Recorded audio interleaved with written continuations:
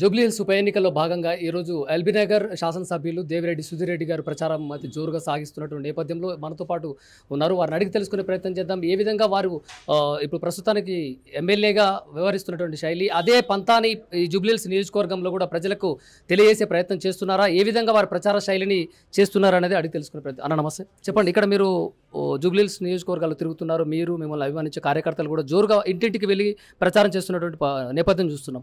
ఏం చెప్తున్నారు ప్రజలకి అని అంటే మీరు ఏం చెప్తారు? అంటే ముఖ్యంగా క్షేత్రస్థాయిలో బీఆర్ఎస్ పార్టీ కార్యకర్తలందరూ కూడా ప్రతి ఇంటికి డోర్ టు డోర్ ప్రచారం చేస్తున్నారు. నేనే ఒక్కనే కాదు, నాతో పాటు ఎర్రబెల్లి దయాకర్ రావు గారు ఉన్నారు, మల్లారెడ్డి గారు మాజీ మంత్రి ఉన్నారు, కల్వకుంట్ల సంజయ్ గారు కోరుట్ల ఎమ్మెల్యే గారు ఉన్నారు, దాని తర్వాత ఆగయ్య గారు ఉన్నారు, దాని తర్వాత తాత మధు గారు ఉన్నారు, మెతుకు ఆనంద్ గారు ఉన్నారు. ఇంతమందిని ఒక టీం లాగా ఏర్పడి మా కింద టీమ్స్ పెట్టుకొని అలా క్షేత్రస్థాయిలో పోతున్నాం. దాదాపు ప్రచారంలో మమ్మల్ని ఇంకా ఏ పార్టీ కూడా అందుకోలేదు. ఆ పార్టీలకు మమ్మల్ని అందుకోవాలంటే ఇంకా 4 రోజులు కావాలి, ఉన్నది 10 రోజులే టైం ఉంది. కాబట్టి వాళ్ళు మమ్మల్ని అందుకోలేరు, మేము అంత దూరంలో ఉన్నాం. ఇంటింటికి పోయి మరి కాంగ్రెస్ పార్టీ వైఫల్యాలని, బీఆర్ఎస్ పార్టీ గతంలో చేసిన హైదరాబాద్ నగర అభివృద్ధిని మనం ఎప్పుడు కూడా మన వాళ్ళకు అంటే కాంగ్రెస్ పార్టీ వాళ్ళు ఏమంటారు అంటే, మేము చేస్తున్నటువంటి 6 గ్యారెంటీలు అమలవుతున్నాయి, ప్రజలందరూ మమ్మల్ని ఆశీర్వదిస్తున్నారు, 1,00,000 ఓట్ల మెజారిటీతో మేము గెలుస్తామని వాళ్ళు చెప్తున్నటువంటి పరిస్థితి.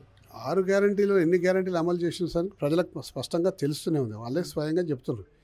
ఎలవి కావిని హామీలు అన్నీ ఇచ్చేసేసి అలా బీఆర్ఎస్ పార్టీకి ఓడించండి, కాంగ్రెస్ పార్టీకి గెలిపియమని చెప్పేసి అయితే చెప్తున్నారో ప్రజలు గ్రహించి ఈ 420 హామీలు వాగ్దానాలు మాకు ఇచ్చి మాకు చెప్పి మోసం చేసిండు, ఇలా గుణపాఠం నేర్పాలని చెప్పేసి ఇలా ప్రజలు నిర్ణయించుకున్నారు. కాబట్టి రేపు పొద్దున బీఆర్ఎస్ పార్టీకి పట్టం కడతారు, మా సునీతమ్మని గెలిపిస్తారు. నిన్న జరిగినటువంటి ఒక రోడ్ షోలో ముఖ్యమంత్రి హోదాలో ఉన్నటువంటి సీఎం రేవంత్ రెడ్డి ఈ యొక్క జూబ్లీహిల్స్ నియోజకవర్గంలో ప్రజలు ఓట్లేసి గెలిపించకపోతే పథకాలన్నీ ఆపేస్తానని చెప్పేసి చెప్తున్నటువంటి ఒక ముఖ్యమంత్రి హోదాలో నుండి ఆ మాటలు అనొచ్చా, అలాంటి వ్యాఖ్యలు చేయొచ్చా? ఏంటి ఈ జూబ్లీహిల్స్లో ఉన్నటువంటి నియోజకవర్గ ప్రజలకు ఏం చెప్తున్నారు?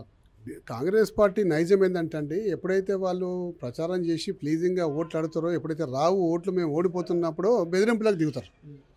ఇప్పుడు ముఖ్యమంత్రి గారు బెదిరింపులకు దిగిండ్రు ఆల్రెడీ, మీకు సన్న బియ్యం ఆపేస్తాము, ఫ్రీ కరెంట్ ఆపేస్తాము, లేకపోతే మంచినీళ్ళ బిల్లు పంపిస్తే ఇవన్నీ ఆపేస్తాము, బీఆర్ఎస్ పార్టీకి ఓటేస్తే అన్నారు. అంటే సామాన్య ప్రజలకు మామూలుగా అర్థమైపోతుంది. అంటే అధికారంలో ఉన్నది ఏ పార్టీ అంటే ఇప్పుడు కాంగ్రెస్ పార్టీ. అంటే కాంగ్రెస్ పార్టీకి దుర్బుద్ధితో ఆపితేనే ఆగుతాయి, లేకపోతే ఆగాయి. మేము గెలిచినా ఆగాయి. కాబట్టి మనసులో ఏంటంటే కేవలం బెదిరింపులకు దిగుతుంది. మీకు బీఆర్ఎస్ పార్టీకి ఓటేస్తే మేము ఇవన్నీ ఆపేస్తామనే బెదిరింపులకు దిగుతుంటాం. అంటే ఏ ముఖ్యమంత్రి అయినా ఏం చెప్పుకుంటాడు, ఇలా మేము ఇవి ఇచ్చినాము, ఇంకా రేపొద్దున ఇంకా మంచి పథకాలు ఇస్తాం, ఇంకా చేస్తాం కదా, మాకు ఓటేయండి అని గెలిపి అని జనరల్గా అడుగుతారు. గతంలో మా ముఖ్యమంత్రి గారు కేసీఆర్ గారు స్పష్టంగా చెప్పిండ్రు, 2014 కాంగ్రెస్ పార్టీ తర్వాత అధికారంలో వచ్చినాక కాంగ్రెస్ పార్టీ అమలు చేసిన కార్యక్రమాల్ని రెట్టింపు చేసిండు. ఉదాహరణకు 200 రూపాయల పెన్షన్ ఉండే, మా ముఖ్యమంత్రి గారు ఏం చేసిండు, కేసీఆర్ గారు క్యాన్సిల్ చేసిండా? చేయలేగా. దానికి 2,000 చేసిండు. వికలాంగులకు 60 రూపాయలు ఉండే, దానికి 4,000 చేసిండు.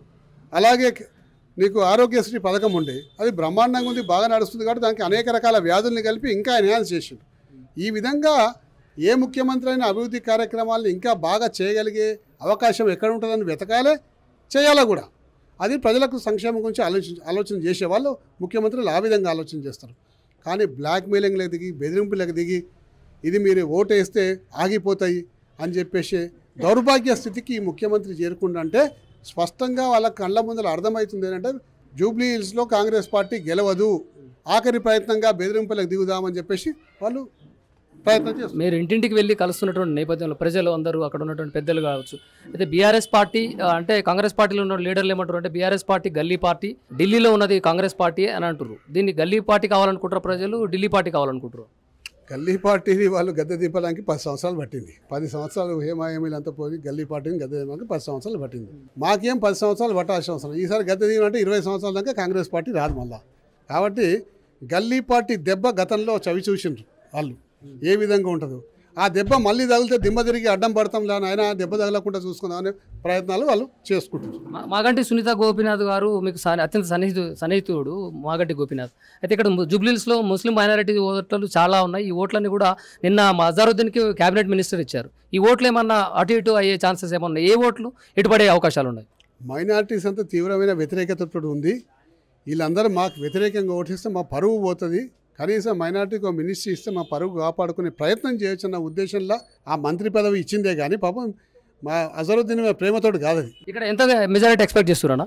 ఖచ్చితంగా 30,000 మెజార్టీ జూబ్లీస్ ఎన్నికల్లో బీఆర్ఎస్ పార్టీకి రాబోతుంది. టీఆర్ఎస్ జెండా ఎగరవేస్తామని చెప్పేసి దేవిరెడ్డి సుధిరెడ్డి చెప్తున్నటువంటి మాటలు చూస్తూనే ఉండండి. మరిన్ని అప్డేట్స్తో మీ ముందు ఉంటాను. కెమెరామెన్ వెంకటేష్తో నేను మీ గంగాధర్. నమస్తే.